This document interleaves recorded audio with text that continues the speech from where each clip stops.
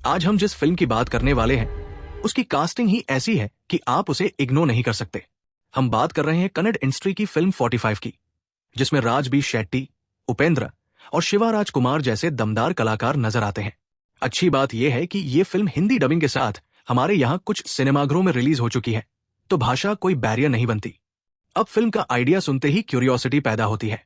सोचिए, अगर आपको पहले से पता चल जाए कि 45 दिनों के अंदर आपकी मौत होने वाली है, तो आप क्या करेंगे? ये मौत किस तरह से गरुड़ पुराण से जुड़ी है और क्या इससे बचने का कोई रास्ता है या नहीं? फिल्म इसी सवाल के इर्द गिर्द घूमती है।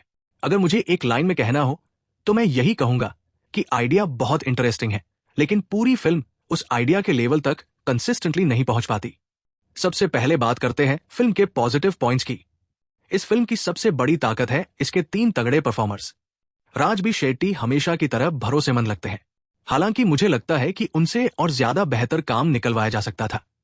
कुछ जगहों पर उनका किरदार थोड़ा फीका लगता है, लेकिन फिर भी उनका परफॉर्मेंस कमजोर नहीं है। उपेंद्र इस फिल्म की रीढ़ की हड्डी है। उनका look, stylization, character design, background score और जिस तरह से उन्हें प्रेजेंट किया गया है, सब कुछ सॉलिड है। साफ दिखता है कि फिल्म का सबसे ज्यादा सोच विचार उनके कैरेक्टर पर किया गया है। शिवा राजकुमार की एंट्री दमदार है। उनकी एंट्री देखकर कई लोगों को बजरंगी भाईजान जैसी फीलिंग आ सकती है। वो अपने रोल में ठीक लगते हैं, लेकिन बस ठीक तक ही सीमित रह जाते हैं। फिल्म का दूसरा बड़ा पॉजिटिव है इसका कंसेप्ट। पहले 15 मिनट वाकई बहुत अच्छे हैं।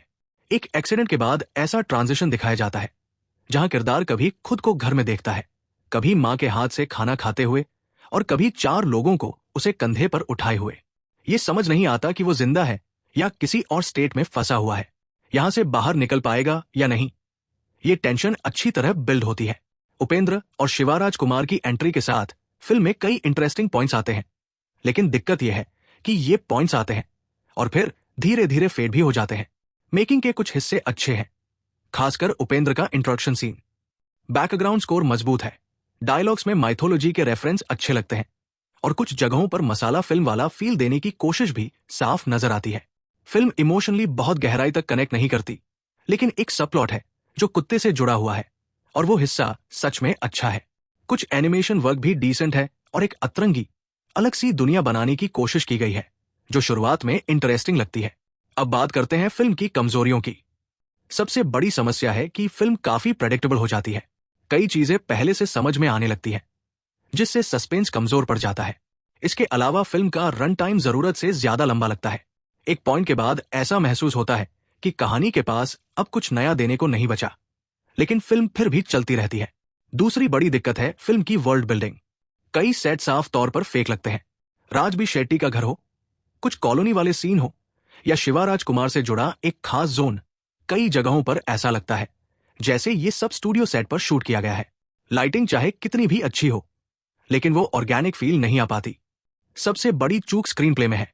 फिल्म को शुरुआत में ही राज बी शेट्टी के कैरेक्टर की बैक स्टोरी, उसकी मां, गर्लफ्रेंड और उसकी जर्नी ठीक से एस्टैब्लिश करनी चाहिए थी, लेकिन ये सारी जानकारी बाद में आती है और तब तक वो असर नहीं छोड़ पाती।